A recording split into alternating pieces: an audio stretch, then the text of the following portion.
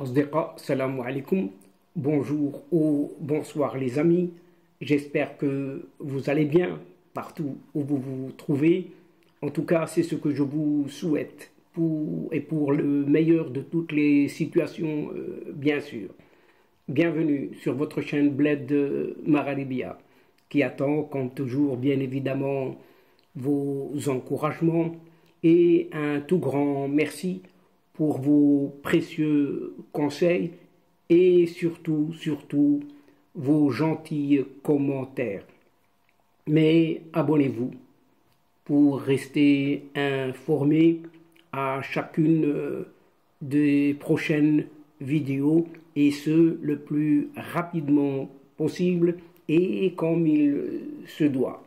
Pour ma part, je suis heureux et content de vous retrouver une nouvelle fois à travers cette nouvelle séquence. Mesdames et messieurs, chers amis, justement, cette séquence vidéo se penche cette fois-ci sur deux informations relatives à cette région nord-africaine, dont la première de ces infos concerne une certaine Algérie toute particulière. Et la seconde nouvelle se consacre, quant à elle, à la Mauritanie. En effet, et premièrement, il est question de très graves dysfonctionnements dans la gestion par cette Algérie de l'aide alimentaire au camp de Tindouf, selon le PAM.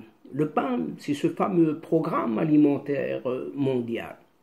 Et dans la seconde partie de la présente séquence, il en est relevé ces derniers temps, c'est tout récent, qu'une certaine Mauritanie pourrait rejoindre les accords dits d'Abraham.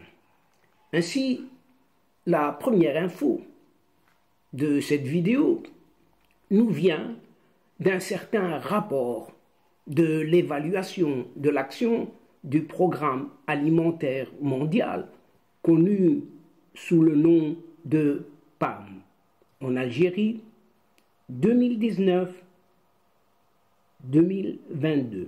Concernant cette période, a été pointé de très graves dysfonctionnements dans la gestion par l'Algérie de l'aide alimentaire destinée aux populations dans les camps de Tindouf, au Sahara oriental, élaboré par une équipe d'évaluation indépendante, tout ce qu'il y a d'indépendant, à la demande du PAM, Programme alimentaire mondial. Le rapport signale, entre guillemets, l'absence de contrôle direct sur la distribution de l'aide alimentaire générale et du libre accès au camp, indiquant que l'organisation dispose d'une habilité limitée, très limitée, pour garantir le respect des principes humanitaires dans ces mêmes camps. L'aide alimentaire est distribuée à toute la population des camps et non uniquement aux plus vulnérables, comme cela est relaté dans les rapports antérieurs du PAM. Faites observer l'enquête d'évaluation, notant même que cette révélation démasque un des outils du stratagème utilisé pour gonfler délibérément les chiffres de la population dans les camps de Tindouf, au Sahara oriental donc. Et le PAM souligne dans ce sens la nécessité de mettre à jour les informations relatives à l'aide alimentaire dans les camps de Tindouf, à la lumière de cette nouvelle donne et de renforcer le plaidoyer pour l'enregistrement de cette population par un certain HCR, au Commissariat aux réfugiés des Nations Unies, dans l'attente de son retour, bien évidemment, à la mère patrie. Et vous savez où cela se trouve. L'enregistrement étant un outil clé de protection, d'évaluation des besoins et de solutions, relève-t-on toujours dans ce fameux rapport du PAM. Toujours, selon ce document, le PAM a en outre eu du mal à nouer des relations solides avec le Croissant Rouge algérien. Ce n'est pas étonnant.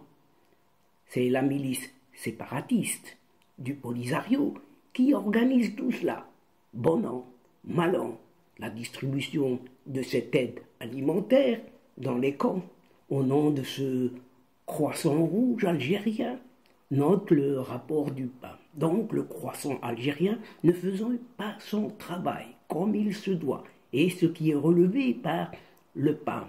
Ainsi, une certaine pérennisation de la dévolution par l'Algérie de ses responsabilités au profit de cette milice séparatiste du Polisario, étant toujours précisé que cette même dévolution a été condamnée précédemment, déjà depuis 2018, par le Comité des droits de l'homme.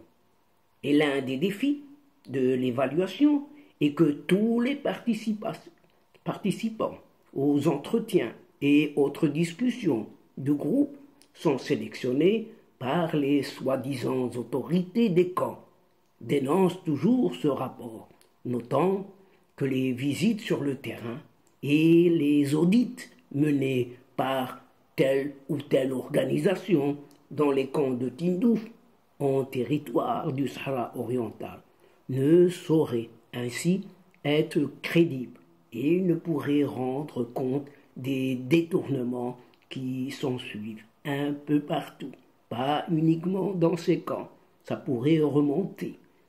Les denrées, on en a besoin, bien évidemment, dans toute cette Algérie. Et ce constat dénote aussi de la volonté d'empêcher l'équipe d'évaluation d'entrer en contact avec des personnes susceptibles de révéler d'autres dysfonctionnements et des détournements de l'aide, commande ce rapport du programme alimentaire mondial. Quant à la seconde info de la présente séquence, s'agissant bien sûr de cette Mauritanie qui pourrait rejoindre le club des pays signataires des accords dits d'Abraham. En tout cas, c'est ce que indique ce mardi 7 mars dernier un certain Israël Hayoum, à savoir le journal très proche d'un certain premier ministre israélien, Benjamin Netanyahu. Les négociations avec la Mauritanie sont à un stade très avancé, comme l'a laissé entendre le ministre israélien des Affaires étrangères, un certain Eli Cohen, lors d'une réunion tenue la semaine dernière avec son homologue allemande Annalena Baerbock. Eli Cohen a demandé à la chef de la diplomatie d'Allemagne d'aider Israël à convaincre la Mauritanie et le Niger de normaliser leurs relations avec Tel Aviv, précise toujours la même source que ce journal proche du Premier ministre israélien Benjamin Netanyahu. Le journal, et c'est Israël Hayoum.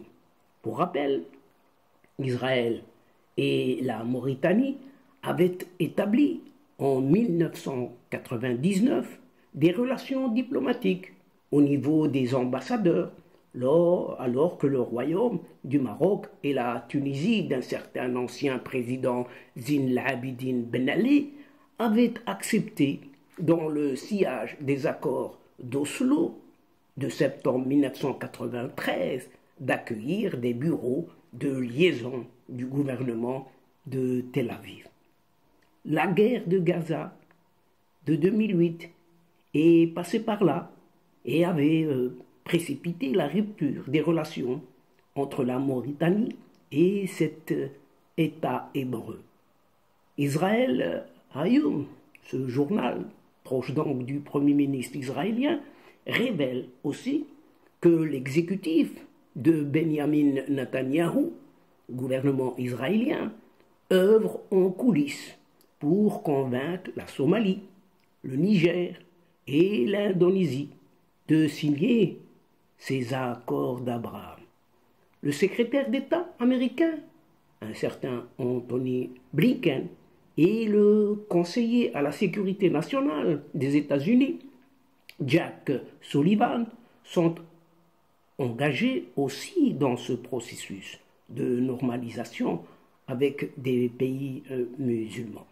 Et donc, chers amis, mesdames et messieurs de la chaîne, c'est ici, sur ce fameux rapport du PAM, qui se destine à cette Algérie et à cette Mauritanie qui pourrait fort probablement rejoindre ces accords d'Abraham, que prend fin cette séquence en prenant congé de vous, tout en espérant vous retrouver avec un immense plaisir et comme d'habitude bien sûr.